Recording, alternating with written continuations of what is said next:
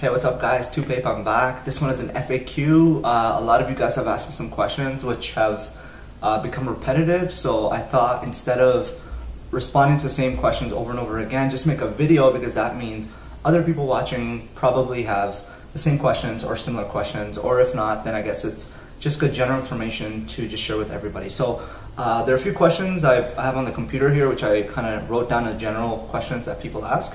So I'm going to share my answers with you guys. I hope that this information helps everybody watching to grow your hair, if you have any struggles along the way, to overcome those struggles, and hopefully give you more confidence to then continue to grow your hair, okay? So the first question that I get asked is, or that people mention is, I have to wash my hair every day because it's too oily. My hair is too oily. I want to try and prolong the distance between washes because it helps to grow the hair. So what do I do? First thing I would recommend is to get a shampoo that's for caters towards dry hair, to change up the shampoo that you have, because different shampoos, they're formulated in different ways to help different type of hair conditions. So look for a shampoo that's catered more toward that, to give you dry hair, so that it will help get rid of more of that natural oil buildup, the sebum, okay? The second thing I would recommend is looking to an apple cider rinse as a co-wash between your actual washes. So for example, if you wash your hair on every day, try to wash your hair once every other day. So what you would do is that day one you would wash your hair with shampoo, conditioner, then the following day you would do an apple cider rinse, and then the following day you would then wash your hair with shampoo and conditioner, and then the following day you repeat the cycle again. From my understanding and from what I've read into it, and if I'm wrong, please correct me, anybody that wants to share information that maybe they feel that it's incorrect, but from my understanding, apple cider vinegar is really good to help slow down how much oil is produced. It helps control the vinegar, the acetic acid in the apple cider helps to sort of contrast the sebum oil that produces in the scalp naturally. So the apple cider rinse is supposed to help control or slow down how much natural oil the scalp produces. So if anybody watching who struggles with excessive oil in their hair, look into an apple cider rinse. There are different ways to do an apple cider rinse, so I'm not going to say there's a specific one, but you can do the research yourself. If you guys need help with resources, you can always shoot me an email or send me a message, and I'll do my best to help you guys out. The third thing that I wanted to sort of just suggest on a side note is, if you have a face cloth or a face towel, why not just sort of pat dry your hair throughout the day and see how much of an impact that has.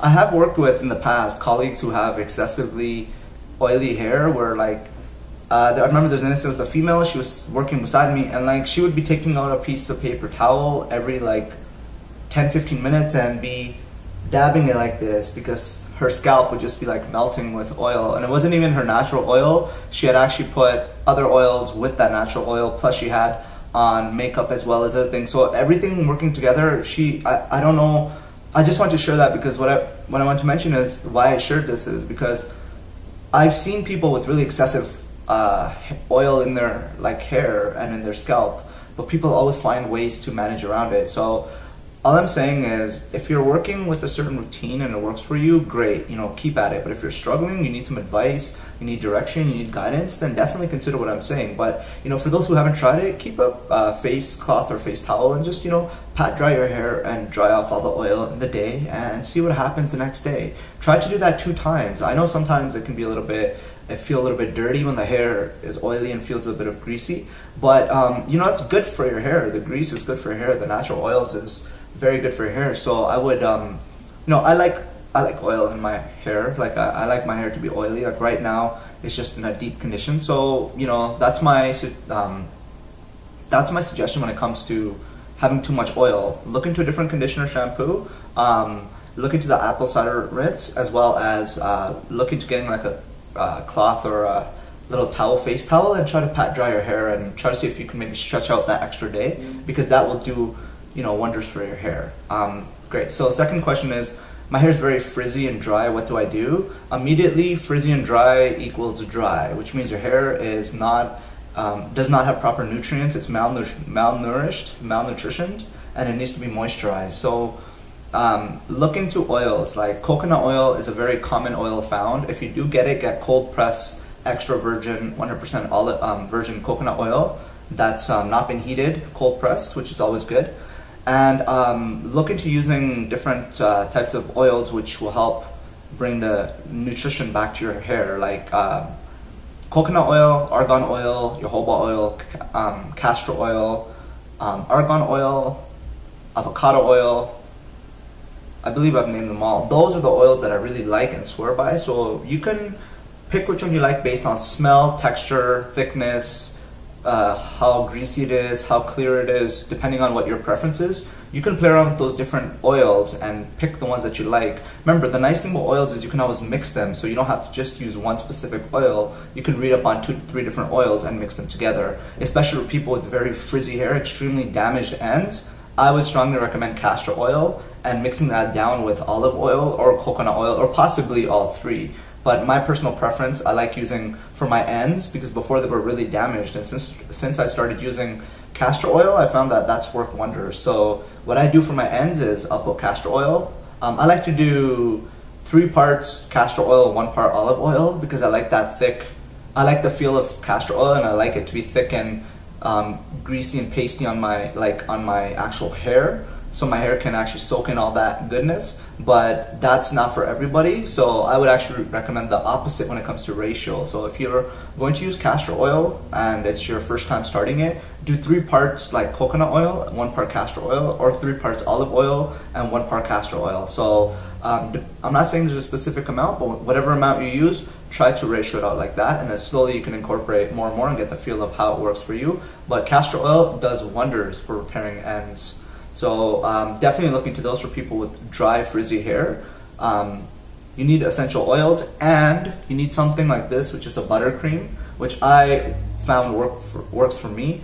Everybody's different. You know, again, if you have a style or you have a routine, you've been working on it, that's good for you. You know, good for you. Kudos. Continue to work on it. But if you're doing a routine, you're struggling, you need guidance, then, you know, that's why I mentioned, you know, at least consider what I'm saying, because I went from okay hair to really nice hair, and I want to share that experience with everybody watching so others can benefit from that. So this type of buttercream is really good. Actually, the whole Shea Moisture lineup is beautiful. Like, every product they have is really nice. They have a soap line as well, a black soap and conditioner, which I would recommend to anybody who has like type 3 or type 4 hair. I found that those products work wonders. I'm just speaking on my experience with different products they've used. Shea Moisture is in the top with the types of products they have and how natural the products are. So big up to the you know, Shea Moisture company. I love their products, and again, if you haven't used it, definitely try the product out. The black soap is amazing with the conditioner. It's a really nice line that they have, so look out for that.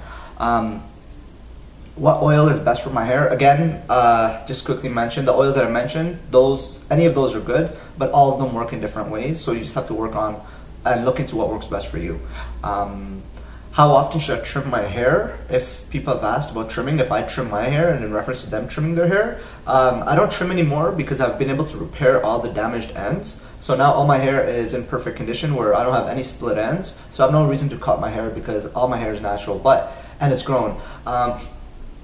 Hair gets damaged in different stages. So there's about 4 stages where hair goes through like a damage phase. So it is possible for you to repair the damaged ends before resorting to trimming them off, because the last thing you want to do is cut off your hair, right? So if you can repair the ends through essential oils and through castor oil and different creams and natural products, then by all means look into that before you look into trimming your hair. But sometimes hair's at the point that it's been, you know, messed with, played around with, products have been used, colored, dyed, whatever the case might be, is the point that it gets so damaged that you cannot repair it, so you have no choice but to do the big chop or do the chop and go from there. So if you can avoid trimming, try not to trim. I've only trimmed, I think, 2 times since I've been cutting my hair, once or twice. So since I've had my hair, which is now over 3 years.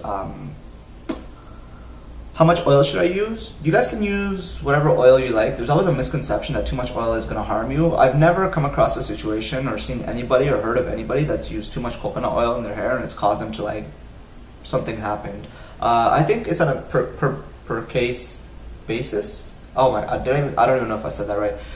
What I am saying is that each person has a different preference to how much oil they prefer to be comfortable in their hair with. Like, I like a lot of oil, so I will soak my hair. You guys have, if you guys have seen my previous videos, you guys can see how much oil I use. So for me, I like a lot of oil, but for others who are not so comfortable or don't like that feeling, you can use whatever you like. Just understand the fact that no matter how much you use, it's always going to be beneficial for your hair. It's always going to be good for your hair. Just as long as you're avoiding products that aren't natural, that are artificial, that have bad stuff in there, it's going to cause a lot of harm to your hair. And I always like to say that it's easier for you to damage your hair than it is to repair your hair, and it will take you a lot longer to repair your hair than it is to damage your hair. You could do damage permanent overnight in 1 hour, but it can take you maybe a lifetime to grow that hair back, just because you could, you know, depending on the damage. So it's really important to keep an open mind on what products you put into your scalp, because whatever goes into your scalp is going into your body, and that affects everything about how we think, act, and so forth, right? So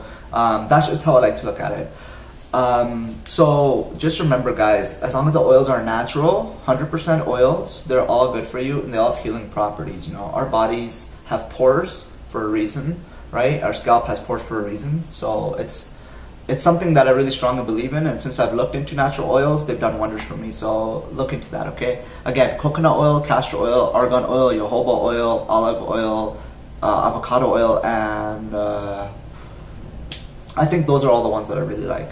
And I believe the last question, second here.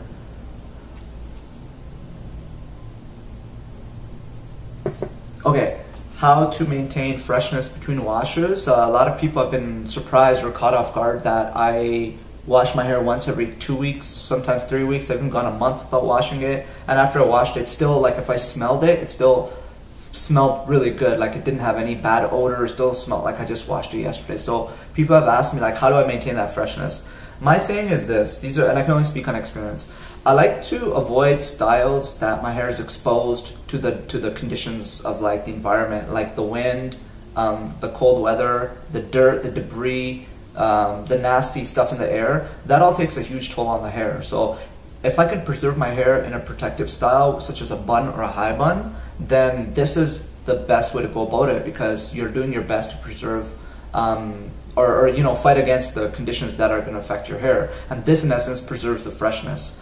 Also, I would recommend touching your hair up every 2 to 3 days. So like I like to mix aloe vera juice and water and spray my hair with that, and then I like to use oils, coconut oils, different oils, as I mentioned, to stimulate my scalp as well as my hair. And then I like to seal it with like this buttercream here, which I mentioned is really good for protecting the hair because it actually seals around it, so you know, it's a protectant. That I believe, and you know, I leave my hair alone. I don't just take it out, you know, for no reason or try to show it off or whatever. I just leave it alone, just pretend like it's not there and go about my business. And when I sleep at night, I try to leave it like this because it keeps in a protective style. Or sometimes I let it out. If that's the case, I'll let it hang off the bed because it's so long, or I'll just let it, you know, hang over my pillow. If I don't, then it covers my face, and that can get kind of, yeah, sometimes it's annoying at night when I'm sleeping. It's hot, it'll cover my face, or it'll go all over, and it's long now. It's almost at my hips pretty much, so it can get really crazy. Anyways, that's my thing on the whole maintaining freshness and how to maintain and preserve your hair, and to give a better, stronger appeal, I guess, to growing your hair. So lastly, I guess, ending thoughts, guys, congratulations to everybody who's on their hair growth journey. If you're just starting out, congratulations. If you're at 6 months, good job, excellent job. Everybody should deserve a pat on the back because we're all on the same journey, which is to grow our hair. Speaking from experience, I believe that the longer your hair grows, the more you get attached to your hair, the more you're going to start to love it very much. I've had my hair for about 3.5 years, going on 4 years now, and I don't feel like I want to cut it anymore. There was a point that I was going through my awkward phases. As people talk about awkward phases, I think we go through at least 3 awkward phases in our hair growth journey. So I'm past those now, but I'm at the point that it was so much suffering and so much annoyance and hard work and patience. Now that it's paid off, I'm just like, why am I going to cut it? So I just really love my hair, and I know that everybody out there who's growing their hair feels the exact same way about their hair and wants to further grow their hair as long as they can, or you know, we all have different goals. So keep at it. You know what, if you have a routine, again, I've repeated myself on this many times, if you have a routine, by all means, it works for you, 2 thumbs up to you, keep at it. If you have a routine, you notice that it's not working for you, you're looking for a change and you haven't tried an alternative, you know, consider what I'm saying just as a suggestion. All I can say is that, you know, we have to get out of our comfort zone to be able to move somewhere else. Like for us to pass that obstacle or blockage in our road, we have to step outside of our comfort zone and try something new that we haven't before, or do something new that we haven't been able to before. So that's sort of my reason I want to put this video up there. You know, it's difficult to always take that first step, but that first step is always the hardest. But once you take that first step, it only gets easier and easier. So I know that it's not easy to let go of the products you've been using, what your parents have used growing up your whole life, you know, your whole life, your favorite products. It's not easy to let go of them, but you know, you have to ask yourself the question, are you ready to move forward and progress with your hair growth journey? Because if you are, then you have to sacrifice a lot just to gain a lot at the same time. So those are my final ending thoughts. Guys, please send me your pictures, and if you guys have hair update progress, or you want my suggestion, or you want my advice or something, send me your pictures, please, for how long your hair is. I would love to see pictures. rahilxa@gmail.com. You guys can email me on that. You know, keep me updated if you have any questions or concerns. With that being said, thank you so much for watching. I truly, humbly appreciate everybody out there who's been supporting me from day one that I've started my hair journey vlog, I guess. And I just want to say thank you to everybody subscribed. Please give me a thumbs up, leave me your comments, let me know what your thoughts are. That keeps me motivated to keep you know, to keep making more videos. So I hope to upload in the near future. With that being said, thank you so much for watching. I hope this video has been informative. Please share this video with others watching so they can then look into other alternatives if they're looking to improve. You know, sharing is caring. So please help others that want to be helped, okay? With that being said, thank you again. Have a good night and stay tuned.